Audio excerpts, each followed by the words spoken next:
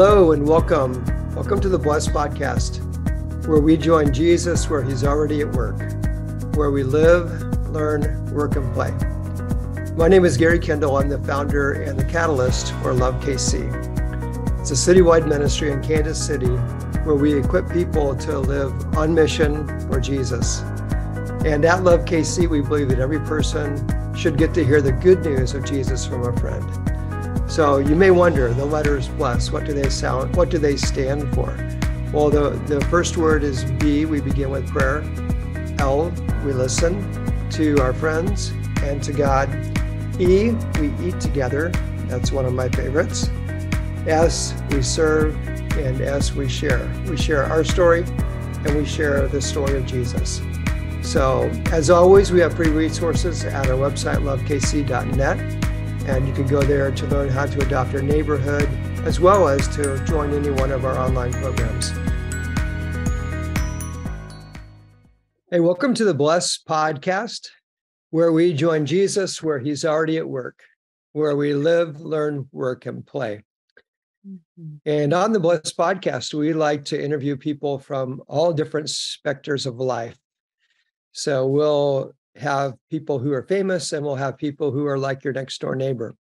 And our goal in this is to be able to help people know what it's like to live on mission for Jesus. And I'm really excited to be able to introduce Eric Chia today. Eric, welcome. Thank you. And also Samantha Ling Krebs, who is our co-host. Welcome, Samantha. Thank you, Gary.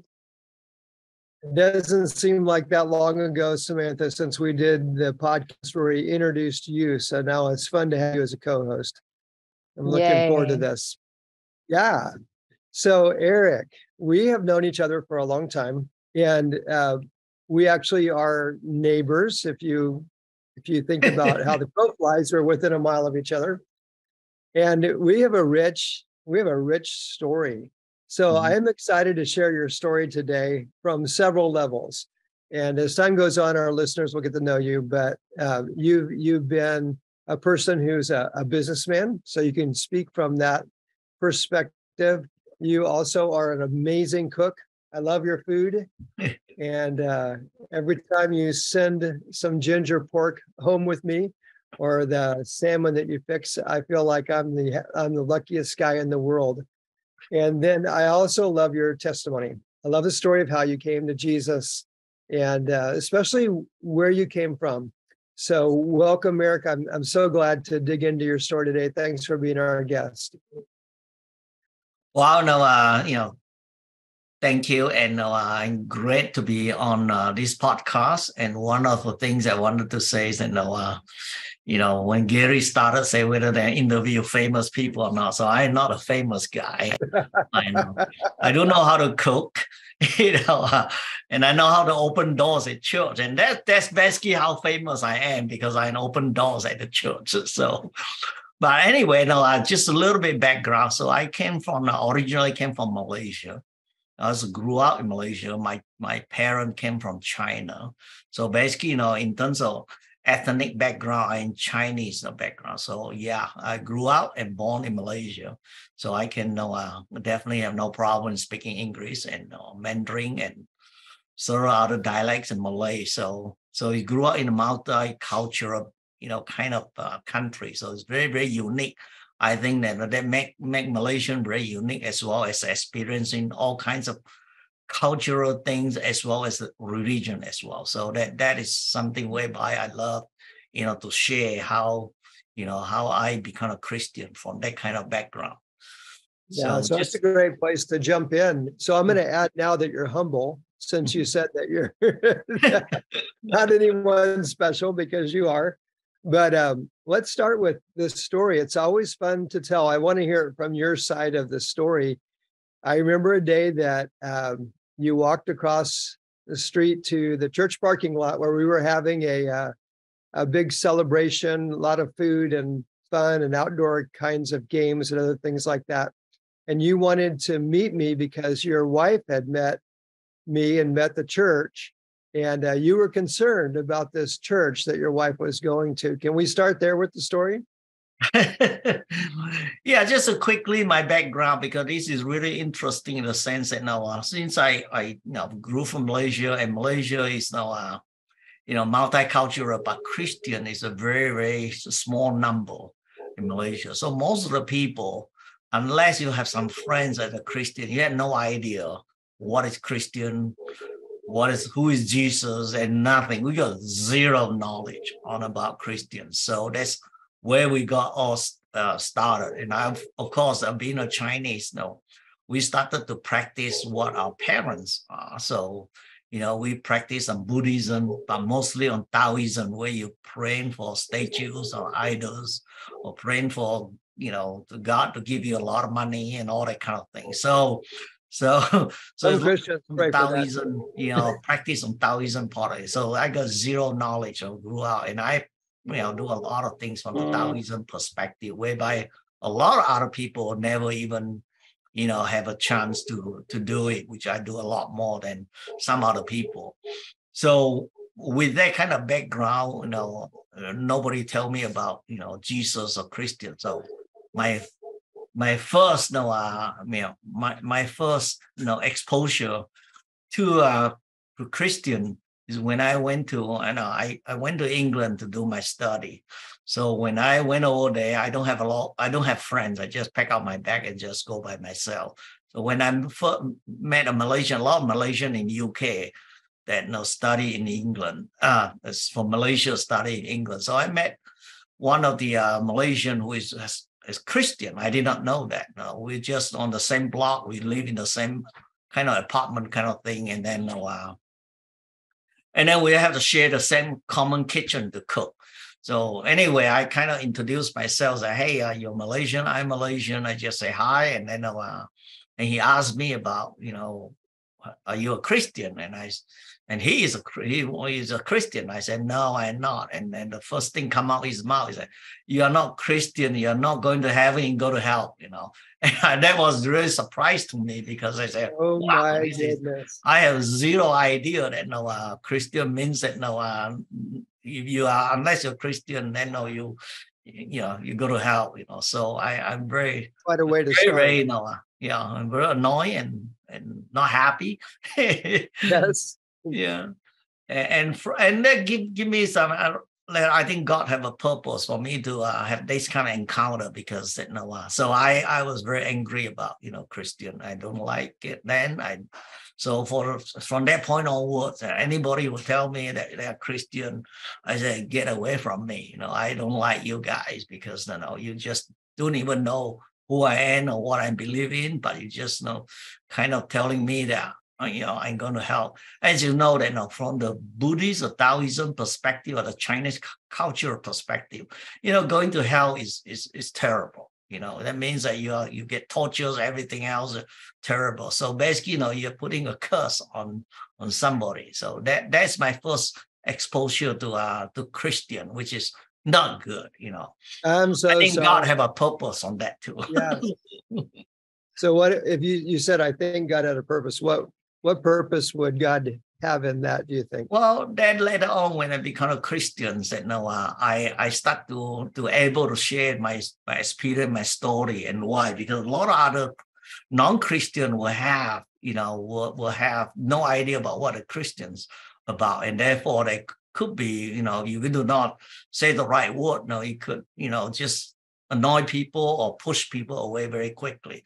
So anyway, I go on the journey for many, many years, actually 25 years, on going against Christian, and I go all kinds of ways. I push them aside. I don't like to talk to them. I argue with them. No, I vouch myself that I never be a Christian, and I just don't like Christian. They are hypocrite and everything that I can say about it. So, but so that is kind of things that I get exposed to from a Christian. So, but later on, I wonder you had so many questions for me when you first met me. Then, yeah, that's right. Yeah, I don't even have a chance to ask anything. I said from that point onward, as long as you say no, you're a Christian, I said get away from me. So, but it's a very good actually it's a good lesson in the sense from what I know as being a Christian now. Actually, is a good thing for me in the sense that now I'm able to speak for other non-Christian, especially from the Buddhist background, the Taoism background. I'm able to share the kind of thing because I can feel that, because now most of the people that you were to share Christian with and Buddhist or Taoist people that practice Taoism, they don't like to start with. You start talking about all these Bible verse, everything else. They try to understand a little bit more, so that's another good starting point. But anyway, so you learned what not to do. Sorry? You learned what not to do. Exactly. I said what not to do, and they will make it a lot better that way. And then some really interesting story came, later on, which I will share. So, but anyway, that's how I got started. And then but later on, when I met, when I have a chance to, visit a church here in America, and I start to, well, there's a lot more story, but I cut it short. I was, I moved to my house, which is across my house is Gary's church. At that time, it's Indian Creek. So we kind of pop in there and say, hey, let's see what is in here. Very skeptical, still don't like it. But then I say, hey, let's see what happened. So Gary was speaking and message every Sunday. We go there and say, you know what? This Christian guy is talking makes a lot of sense. It did not sound like they're bad guys, or they try to say bad thing about other religion. They're actually a lot of practical things that they apply to our daily life. So we start to go. Every weekend we'll go. Well, every Sunday we go, but we're still very worried about somebody to get you. And because we all experience, you are non-Christian and you meet a Christian, and most of the time when they start a conversation, after a few conversations, we call it, they want to get you. They start to say, wow, no, can you read the Bible? Can you invite here? All kinds of things we call the non-Christians say they kind of get you, So I'm very, very skeptical. I'm very cautious. And I say, one day they're going to get me, somehow or another, they're going to get me. They're going to start to pound on my head and say, hey, start to believe in Jesus. This is part of the story I didn't know. I didn't know. No, yeah, I was expecting that, but no. So the way we did it is that we'll try to go as late as possible. So nobody in the front, everybody is already, started the service. And then we get out of the place quickly before everybody coming up, so nobody come and get you. Just go in and get out quickly. Yeah. But then after a while, I start to very curious. I said, why this pastor did not come and get me yet? Because we met a few times and he just smiled and said, hey, thank you for coming, and shake my hand, and we go on. So in my mind, I said, oh, wow, this is a little bit different. I don't know when they're gonna get me. So, but you did not. You let it go that way, and until one day that you start, as in many services, and it's gone almost a year. So it's not like almost a year that we just in and out very this way, and what happened is, Gary, when you start to, along the way, you talk a lot about mission, which is a lot of churches talk about mission in overseas, and you start to, share the story of people going on mission. You have people go on the stage and talk about, student, young and old, or student going overseas to do a mission. And I was very, very curious. I said, oh, wow, these people, they live a comfort, they left, everything, and then they raise the money, and then they go to a place whereby they have no idea, how they're gonna, not like the comfort of American life, they don't have, proper, bathroom and everything else, and they go. I say, what drive them to go? What drive them to do? And that's where my heart started to think. My heart starts to feel that what is this Christian about? So I remember exactly, when I came out one service, one of the Sunday service, and then you were in the front door, kind of like shake hands with people and say hi, bye and all that. And so I saw you and I just cannot stand it anymore. So I said, hey, Gary, what makes these Christian people go on a mission, and willing to do all this sacrifice to go on a mission? And that's why, you start to answer. I said, well, there's a lot of things that, being a Christian that would give you that passion, and God will come to your life, and you will knowing that where you wanted to, go on a mission or start serving. But you did not tell me, say, hey, go and read this book 1, 2, 3, 4. You kind of just say, hey. And I asked, I said, how at what point do you know about this thing? And you say, well, you cannot tell me that, but you will be. You say, I will know it. You start to believe in God, and you start, doing something. You accept Jesus, then God will come to you, and you will know when you had that passion to go. So I asked the next question. I said, how do I become a real Christian and be a real Christian? Because now you know that you've seen a lot of news and all. There's a lot of other, Christian leaders who, are not really, give on a lot of controversy and all that kind of thing happening. So I kind of say, what does a real Christian mean? And that's why you told me the two line of word, which I never forgot. It's a real Christian means that you let people see God through you, because you know that nobody actually go to heaven to see God and come back and tell you. But as a Christian, you know that God is in heaven. So since nobody come back from heaven and telling you, so whatever you do on earth, as a real Christian, whatever you practice, you do on earth, letting people see the warmth, the kind of care and all the good things that you can do. That means that people can feel it, can see it. That's how you are Christian. That means you are letting people see God through you. So let people see God through you. And the next line is, as you know that all us are suffering in this world, on earth. We are humans. We're going through all kinds of suffering. Everybody, doesn't matter what kind of background or what kind of status you are, we are going through suffering. So there's a lot of suffering here. And we all know that, being a Christian, we all know that heaven have no suffering, everything. But again, nobody come back and say, hey, that's it. Otherwise everybody will just just want to go to heaven right away. But no, since I say now, so whatever you do, you bring the warmth and the care to people. That means let people see a little bit of heaven on earth. So your next line says, so the first line is let people see God through you. And the next line is bring heaven to earth.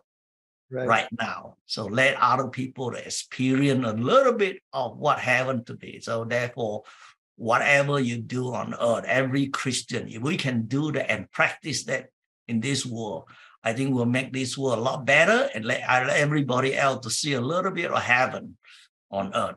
And that two lines changed my whole life. That's awesome. Really, yeah. I really thank you for. I can see the change. Yeah, for saying that, and that's how I asked the next I say, how do I get started? And that's why you say that, well, start serving. I say, well, what do I do? Is there anything in church or any places? There's a lot of ways you can serve. So I say, well, let me choose the easiest one. I'll open door at the church. So I become a greeter, and me and my wife become a greeter, and we start to greet, and 20 years passed by, we're still greeting there. Yes, so. It's fun to see you at the front door. Eric, we talked about that day about relationships, how it's a relationship with God, that enables us to feel his presence inside. That's what other people can see, is that relationship. Mm-hmm. And that's also the same thing that leads us to go on mission and serve, is the relationship. So I'm glad that you got that. I also remember inviting you to Alpha. I remember we would do the Alpha classes, and you would ask all kinds of questions. You were very attentive. You would listen really closely. And then when the teacher, Nikki Gumbel, would finish, you would have all kinds of questions. And I think Alpha seemed to help a lot to answer the questions that you had. Yes, definitely. I mean, Alpha, definitely, help me and Michelle, answer a lot of common questions that, example, what is faith? Do you have faith? What is faith, man? And things like that. Is there a God? How do you know that there's a God? And Nikki Gamble on Alpha are really explaining in such a way that very, very down to earth. So Alpha is great. I think Alpha is tremendous. I was surprised that during my early days that if somebody will show me Alpha first before asking me whether I'm a Christian, I probably will be a Christian at that time, But nobody showed me. So Alpha, I think, is definitely fantastic in that way, helping me. So yeah, I enjoy so much. I think I've gone to Alpha at least 10 times, because you cannot get one Alpha and learn everything. And then I start to help to organize Alpha and do all that kind of thing. So yeah, Alpha is a fantastic way for non-Christian to get it started. Wow. That's awesome, Eric. Sounds like you got Gary. Gary didn't get you, but you got him. It was the other way around. You hunted him down. I really love what you shared about how, the two lines that stuck with you all these years. So Gary touched on this in the beginning. Obviously, you are a businessman. You were before you're Christian, and you obviously still are. How did that your relationship with Jesus, how do you let people see Jesus in your work, since you became a Christian? Because, for in the, as a different occupation, it's sometimes there's work ethics, different things, changes that we have to make. How do you see can you share a little bit about that? Since you became a Christian in your work? Well, sure. Whether you are in a place working for other people, you are on business, there are people working with you, It doesn't matter whether business you're working with other people, it's all about relationship. It's about human relationship more than anything else, more important than your degree or your expertise and all that, because you are working with people. So being a good Christian and all the Christian that teaching you, in terms of, again, bring heaven to earth and let people see God through you, makes a lot of sense in terms of how you really navigate yourself and working well with other people. And the other thing is that as you know, that in business or you work with any other company, you all have goals, you all have, project deadlines, you all have things that you have to get it done, your boss get it done, or your own business, you get it done. And we all know that things never go right 100% all the time. It doesn't matter how smart you are, how many people you hire, never go the right way. So that's create a lot of stress, create a lot of problem in workplace, create a lot of unhappiness from work to families, everything else. So being a Christian, they're able to know that hey, it's not, as you know, in the Bible, it always says, hey, whatever you face a problem, there's a purpose, and God is always with you, and therefore there's a purpose. You cannot expecting that everything you plan is going to be exactly, God have a better plan, for you. So now from that perspective, I become a lot more, patient. I always, really never get angry. I don't really get stressed out on work, because I know that hey, there's no use for me to get stressed out. You cause a lot more problem, which is true. In this world, actually, that the more all the disease and sickness and health that causing people are from stress more than anything else.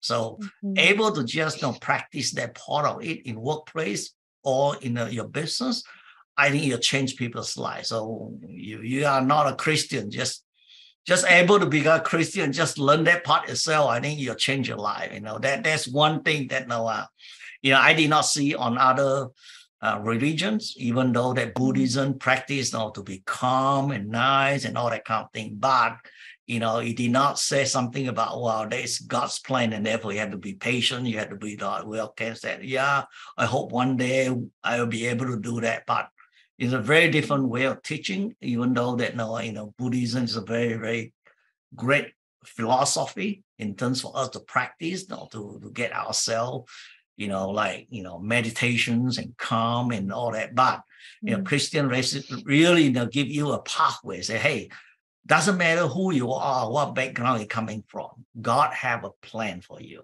The only thing different is that whether you're willing to open the door and let God come through you, and therefore follow what God planned for you. And there's no other religion that tell you that. They all have to be, hey, you have to do it yourself. You don't have to be, even doesn't matter. You are not going to, get that kind of guidance, from what God is giving you from the Christian perspective. So that is where, it changes a lot in terms of how I work with people. And you know that all people relationship, if you have a very good, if you smile all the time, you don't stress out all the time, you don't get angry all the time, people going to do, doesn't matter. You're working for other people. You're going to have great relationship with working with people. You're going to have tremendously working with your customer. You're going to get more sales from your customers just because of you don't take it like get angry all the time. You're so easy to go with. And it helped me tremendously. I always have, at that time, I just become a Christian. I still working, not totally on my own business. I still half working with other people, but I just practice that. And I tell you, I do more business that way than try to be other people get stressed out all the time. So that they changed the way that calling for that. But part of the thing that it also changes me is from the business perspective. Is that then I went to on a perspective classes, whereby all the missionary go to their class to learn about mission in overseas and perspective. They bring up different missionary, and we know that how the journey going to be. You need to do your own fundraising. You need to do preparation for you before you go to the on a mission. And that started to stir in my heart. I said, wow, you know what? Most of the missionaries spend almost 50 to 75% of their time, raising fund to go on a mission. Now if there's a way that can get more people to do business as a mission and generate the wealth, and we can help to fund the missionary. That way they can do 100% of their work in mission instead of, spending 50% of their time raising money on that one. And that's how I start the journey of say, hey, how do I start to create business on a mission? And that's how let me start to change a lot of things I'm doing instead of, look at, making the most money, which is fantastic. You can make more money on business, but most of the time, we kind of, make more money for a lot of other reasons than, than for God. I know it many times myself too. You make more money, you want a bigger house, you want a bigger car, you want to go on a bigger vacation, you're going to have all kind of things. So spend a lot of this kind of money for what we call materialistic stuff, which is it's not going to help us to go to heaven anyway. So that's what people say. No, it doesn't matter how big your house is, how many rooms you have in your house, you're still able to sleep on one bed. You cannot sleep on, 20 beds and different bedrooms. You're still on one bed, and it doesn't matter how much money you have. You want to eat whatever you have. One restaurant owner told me, he said, the maximum amount a person can eat is about 1.5 pounds of food. And that's how they do the buffet, 1.5 pounds of food, so you doesn't matter who you are.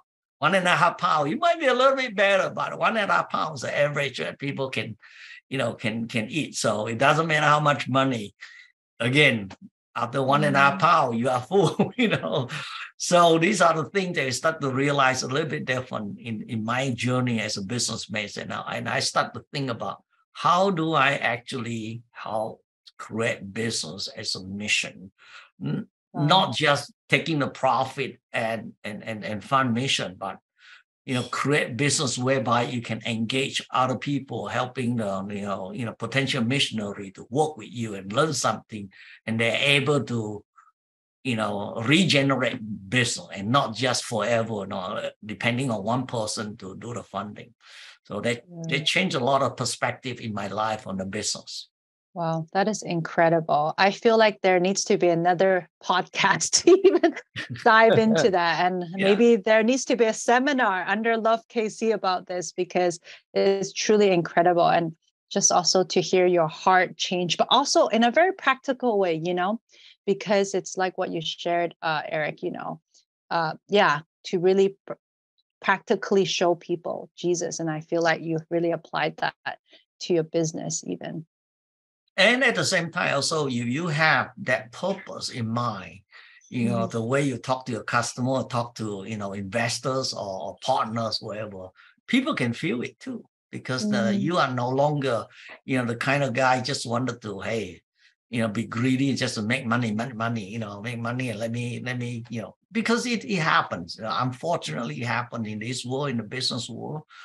Everybody is trying to make as much as can if they can, unfortunately, some people also, they prefer to hurt people to make the money for themselves instead of, do it the honor way, so that's unfortunate. I think now we have, Christians start to grab just this simple principle. I think we can make the world a lot better. At the same time, God is going to help you. I got incredible story about how God helping me along the business journey, which we can talk next time, Yeah, there's amazing. Eric, you do have a lot of good stories about business. I enjoy hearing them, and you inspire me when you tell me your business stories. People truly can see God in you as a businessman. Hey, let's talk about something that you do for fun now. You're a wonderful cook. You love to cook. You're offering your food to a lot of people for their meetings or other kinds of things. And it's really good. You can start your own restaurant, but tell people about your joy of cooking and why do you do it, and what purpose do you see in cooking? Well, no, that being able to cook have the advantage of you can try different things without have to ask people for what kind of food they're going to cook for you. So it's a great way. That become a nice personal challenge. I can try and practice different kind of cooking. Number two is that now for me, cooking really, give me a chance to relax and get my mind off other stuff, because cooking I cannot be thinking too many stuff. I know that sometimes I still get distracted and did not come out with the best meal at the end, but most of the time I'm able to use the cooking time. Because cooking, it takes time you need time to go and get all the foods. Now first you want to know how what you're going to cook, so you have to get ready to buy all the foods, and then when you go into a store, it's good for you getting out of the house and go to the store and go different places and get some fresh air and do some walking and keep you healthy. But at the same time, you can look at different foods, and so for me, it's a very mind relaxing kind of thing. I know a lot of people and a lot of housewives, when it comes to cooking, it's very stressful because it is something become a job, But to me, because I'm cooking it because, I love to cook, and therefore it becomes a very relaxing kind of thing, unless it is something whereby I'm so busy and therefore I get, stressed out, and that I'm not going to get in time, which I never have the problem. My Michelle will have a problem because she's worried about now I'm not going to have her food ready, so she will get panic about it, and wow, are you sure that people you're going to have food ready in an hour's time? And if it's a small meal, I typically can get everything done within an hour, so I never worry about that.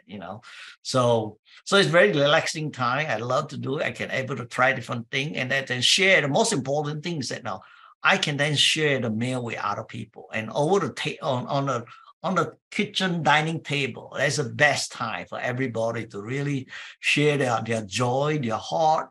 And so I always encourage other families, other couples, and hey, please, and other husbands, I said, please learn how to cook, and do not You want to have a great family, do not just have, pizza in your fridge and let your kid just say, hey, eat whatever you want. It doesn't matter how much stuff you put you get the best meal and put in the refrigerator and ask your kid to just eat it for your own. That's no good. You want to have a simple meal, just an omelet, just cook a couple of eggs and eat together with your family and your kids.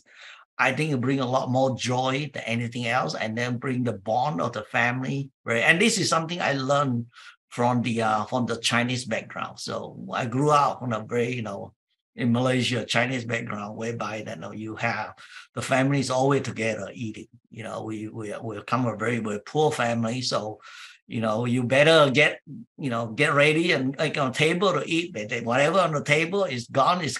So you don't eat it. You are late. No, there's no refrigerator at that time. So you don't eat. No, there's no frozen pizza in the refrigerator. You got nothing else to eat. So, but I learned from that it's really good for family. So when I when I have my own family, I put it myself. I say, hey, it doesn't matter what it is. I need dinner to have my family. I only have one kid. So I say, hey, I have my sons on the table and eating. I think it's very important for that. So it's not about just sharing the food, getting other people. Sorry? Yeah, but you're great with hospitality too. It's not just the cooking of the food, but yeah, we've sat at your table for hours after a meal. Yeah. We share a life. This is all about life. Life is, as a Christian, as you know, as a Christian, sharing life is the most important thing. It's not about going to church for that, couple hours for the Sunday service. That's just a starting point. I think from there on, sharing your life with other Christian people that from church or other Christian that you become friends with, I think that's more important than anything else. So I encourage people to do that. And so, able to cook a meal and invite other people to come. So before the pandemic, we almost have every week. Somebody of one family will come to our house, to eat. And we love to serve the pastors too, because we know that pastors work very hard. So most of the time, pastors are the one who take care of other people. So I make it to a point that hey, every pastor that we know, first thing we do is that we invite them for a meal with us, and we want to take care of that, at least helping them to cook for that. I've been the beneficiary of that many, many times. Yeah. Well, the other thing is that you can introduce, but Chinese cooking is a little bit different. Okay, so you can really encourage other people to eat a lot more healthy and not just frozen food and not just processed food, because everything I cook is fresh vegetable, fresh fish, fresh meats, everything else. I don't use the frozen stuff. So therefore, it is good to even share that and let other people, to have a healthy meal. And the other thing, which is coming from America, is actually not many Americans like to eat fish. I grew up on a fishing village, and being Chinese, we love to eat fish. When I grew up, breakfast is fish, lunch is fish, dinner is fish. But we can cook so many different ways, not just the way that you grill or just deep fry. We have so many different ways, so we can share that meal with different way of cooking just in fish, because seafood is healthy to people too.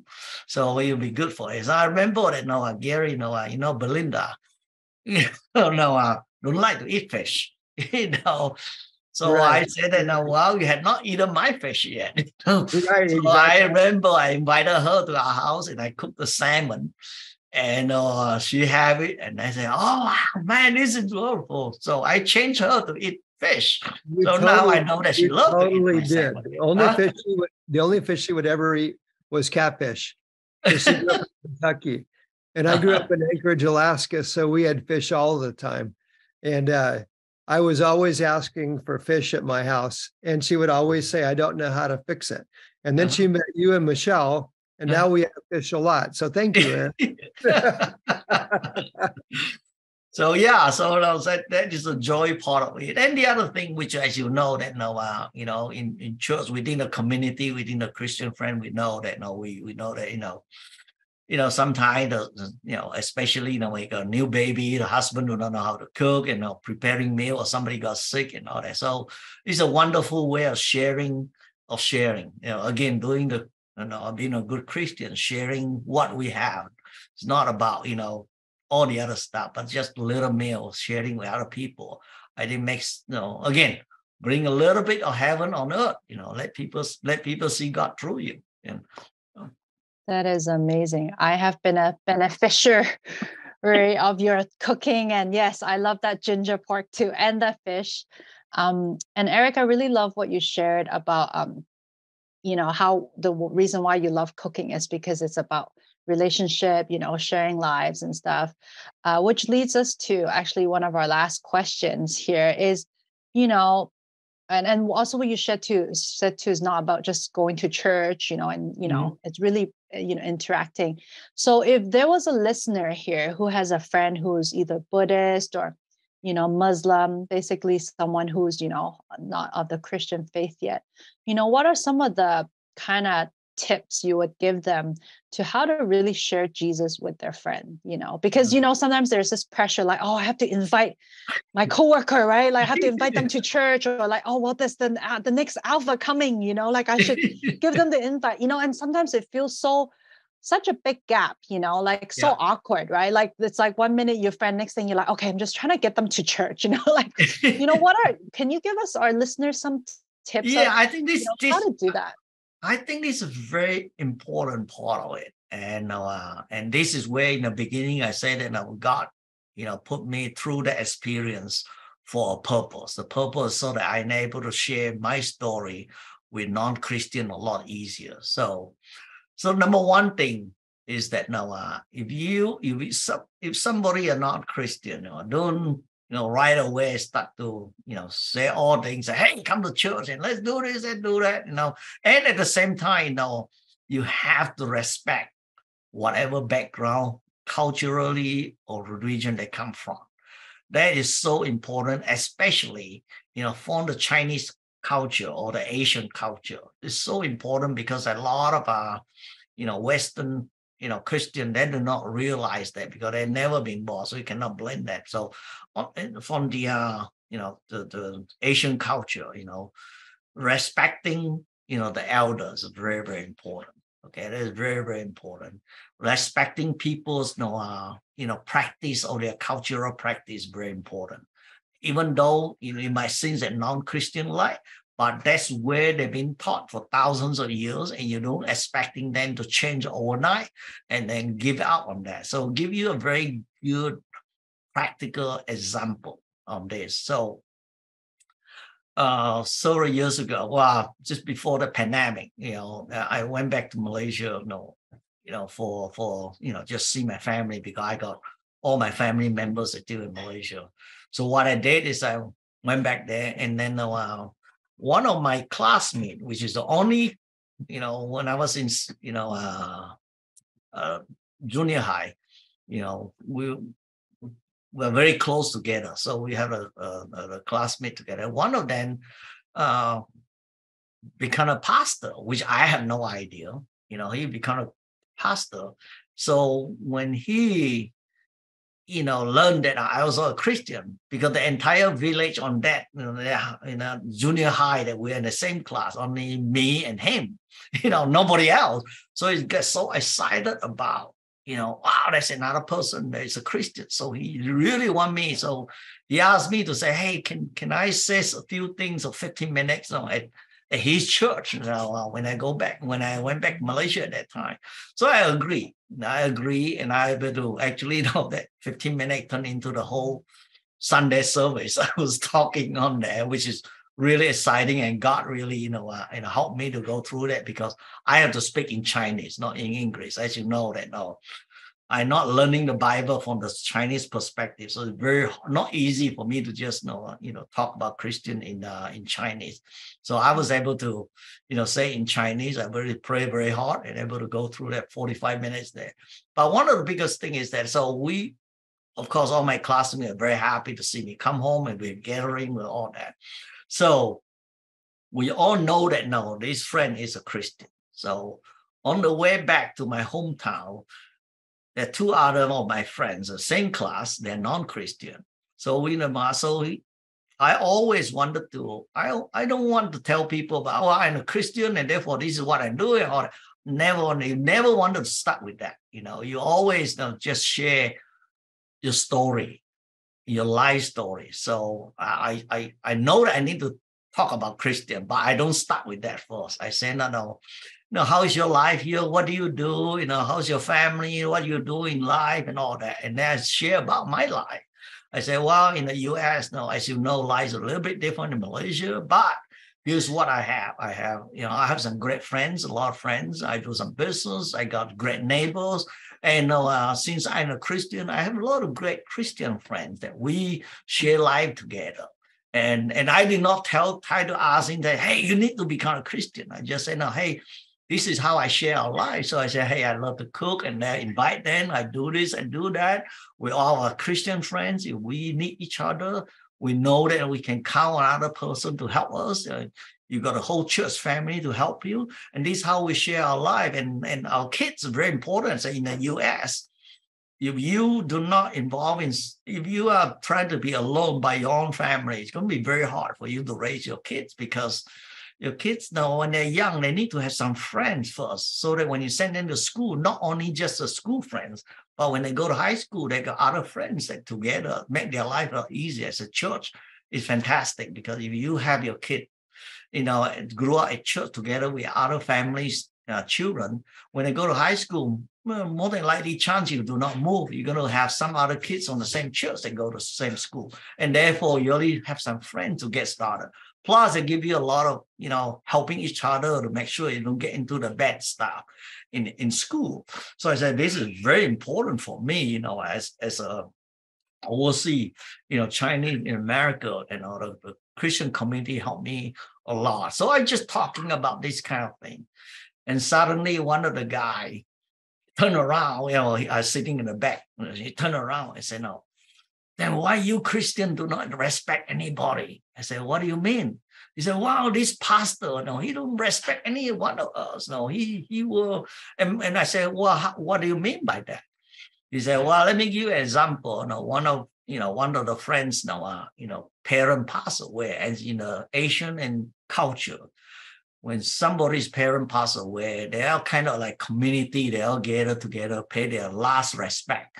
So typically it's not, they don't have a funeral home. They'll have, the body or the casket lay in the family's home. And then you just go there, you pay respect. And there's also a can there whereby they don't have funeral insurance, anything else. So helping each other out as a community, you kind of donate some money, kind of just throw inside the can, and then just helping the family. That's all. But typically what you do is that you go there, you enter the house, you get your name registered, you throw in some donation, and then kneel down. So when you kneel down, you kind of, in the Asian culture, you kind of pay the last respect of that person. As you know, that now sometimes we Christians read the Bible and say that thou shalt not kneel to anybody else except God, So we took that so firmly, and we said, wow, if I kneel down to somebody else, means that I'm not respecting God. But it's not. But just that incident itself created a whole bunch of problems for him. That's why he was not able to talk to anyone at all about Christian for his entire past life, because among all his best friends, because they see him as wow. Because when you do that, and first he go there, he just stand, he don't even kneel down, and you just go there and just like everybody looking at you and say, who is this guy? Oh, he's a pastor, he's a Christian. Guess what happened? Nobody going to talk to a Christian again. So I said, no. I said, no. That might be he probably, maybe he forgot or something. I tried to be nice and say, maybe it's not. I don't think that he don't respect the culture. It's just the way he acted that way. But I said, for me, I will. I said, no, when I walk into my brother's house, which is like a brother and sister, they're not Christian. When I go home, visit them, they want me to burn the incense and kneel down in front of my ancestors, my parents, my ancestors and all that, and which is a respect. Think about it. You walk into my brother's house and don't even do that. They're going to throw me out of the house before you even say anything. So that is a no to anybody. You're a Christian, you do not have to take that just follow people's, culture and respecting that. And after I explaining, I said, no, the way I did it, or no, I said, I'll go to respect anybody. If I, happen to go to a funeral, in somebody's home, I would kneel down. I said, no, I kneel down when I go back to visit my brother. And they asked me to pay respect to my ancestor. I do it. You know what he said? He said, now, I like your kind of Christian than the other kind of Christian. Makes a big difference. You have to do that because again, God, I think, and because I experienced and gone through with people, the first experience, got bad experience, therefore, I realized how sensitive it's going to be because I was very sensitive about that kind of thing. So I know how to, talk to other, Buddhists, at least on the other Buddhists. So that makes a big difference. Actually, that incident, later on, we met many few times, and they actually started asking me tell me more about a Christian, tell me about Jesus. They started asking me all kinds of questions about, we got a pastor here that been pastoring for 10, 20 years, and he was not able to talk to anybody. Everybody that when he see him coming, they run away because not because he's no good, because he do not just somehow did not get that. So I think we Christians need to really, really understand that, and we have to be able. So since I also practiced Buddhism and Taoism a lot in my life when I was not a Christian, I understand their whole life. So, we have at least 2 or 3 occasions that at least one in the Alpha class, whereby, there was a Buddhist, among the Alpha, and somehow God put me, there's another story, put me to sit on that table. And then as soon as they start talking, and she said, well, what is the difference between Buddhists? We Buddhists can do that. We Buddhists can do this thing. What's the difference between Buddhists and Christian? All that. And I was able to sit down and just nicely and explain it. And she become a Christian later on. So that's a great news on that, And basically, one thing I really want to mention here is that, so as you know, that one of our friends, Chinese missionary Ruth, that interviewed me in Chinese about how me as a Buddhist have become a Christian, and I was able to share the story in Chinese, and that video has been view almost like I think 170,000 now. Wow. Yeah, around the world, especially in Asia. We'll link to that video so that people who are listening to this story on the Blessed Podcast can listen to that story there if they'd like to. Yeah. Thank you so much. I love the distinction you made because the difference wasn't so much about kneeling, it's about worship. You didn't worship your ancestors, you were respecting your ancestors. Exactly. Yep. Kneeling was culturally appropriate in what you did. You didn't violate the Bible because you weren't kneeling to worship. And that's where, we say there's one God, only one God is deserving of our worship. Well, you didn't worship. You were showing respect. And so I think it's so important that we help people, especially who don't understand Christianity, to be able to see Jesus and know it's about relationships and not about traditions. I was listening to a Barna report the other day, and Barna does a lot of study on people and their choices to follow Jesus or not follow Jesus, and a lot of other things too. Mm-hmm. But in this particular one, they mentioned a really important thing, that in today's culture, people who are following Jesus have to help people across the bridge of respect before they can even help people across the bridge of divinity. Before you can even get to the fact is God, you have to help people believe that Christians can respect them wherever they are and whatever they're doing before they'll even listen to you, because there's so much of a cancel culture right now. And I thought that's really a good point, because the way we respect people, the kindness we show, the way we listen, the way that we respect people and what they say and we don't trample over them. We're not trying to get them. Mhm. When we will be able to cross the bridge of respect with them, then they might be able to later cross the bridge of divinity with Jesus. But they probably won't if they can't get past the respect. So I think you just demonstrated that with the story that you told. So thank you. And at the same time, we also understand, God's timing is different. We cannot try to, get people to follow Jesus in the time that we want them to follow. God has some time. Yeah, took me 25 years, so I always have that in mind. So I never have in a hurry about, hey, that person had to come to church or follow Jesus right away. Just that little bit of bring heaven to earth and let people see God through you. Just a little bit. You never know. At what point you'll be a person like me that suddenly say, "Oh, wow, this is not bad," and then they decide to become Jesus. I think we let God will know. I think I always tell people, you cannot change people. God can, and it takes time, and the timing had to be right. There's no need to so hurry to get that person thinking that, hey, if that person comes to church, it means that you're done, your job is done. That's not. That doesn't mean anything. And I seen that happen to one of our Malaysian couple, which is unfortunately, they were invited to there from totally, from non-Christian background, and they were invited to a church, to our church actually. They're invited to a church in a way that not in the right way.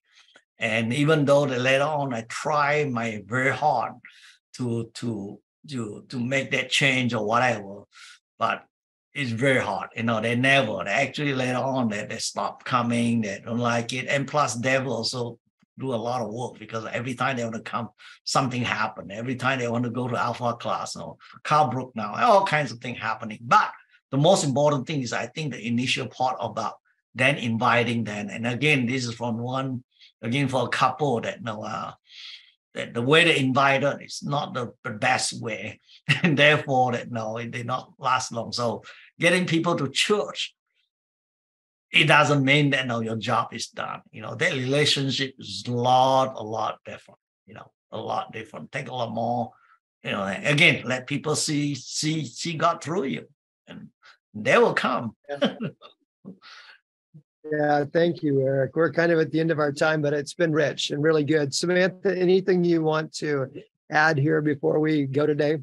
No, I just want to thank you, Eric, for sharing your testimony, your life with us. And it's just so awesome to hear and so echo a lot of what you shared, especially as a Chinese person, I'm like, yes, that is, touching my heart in many ways. So thank you again. And we look forward to hearing more from you in the future. Yeah. And I think that's why that a lot of people watching that Chinese video because of, I resonate a lot of things that they're thinking about, Actually, I may have I think this weekend, we have some people who wanted to talk to me, from Asia. This weekend, we try to organize a Zoom. They said, hey, can we talk to Eric? And again, I have no idea who they are and all that. Now we have a lot of people on there in Chinese comments, and thank you for for sharing. And now I know why I should become a Christian. Wow, that's beautiful, awesome. Eric. Well, we will be sure and have you back. And for those of you who are listening, be sure to check out the notes, because in the notes we'll put the link to the interview that Eric's talking about, and you can go listen to that. And what we encourage you to do when you listen to the Blessed podcast is share it. So if you're listening on iTunes, you can subscribe or Google Play, and then there's also it's easy to share. Or you can always find the podcast also on our Facebook group, Love KC, Living on Mission. And it's easy to share from there. So thank you for tuning in today. Thank you, Eric. Thank you, Samantha. It's so good to remind ourselves that God can use us wherever we are. We'll close the same way we began, to just say we're going to join Jesus where he's already at work, in the places where we live, learn, work, and play. God bless you. Have a great day. Thank you. Thank you. Thank you, Samantha. Thank you, Gary. See you soon. Thanks. Bye.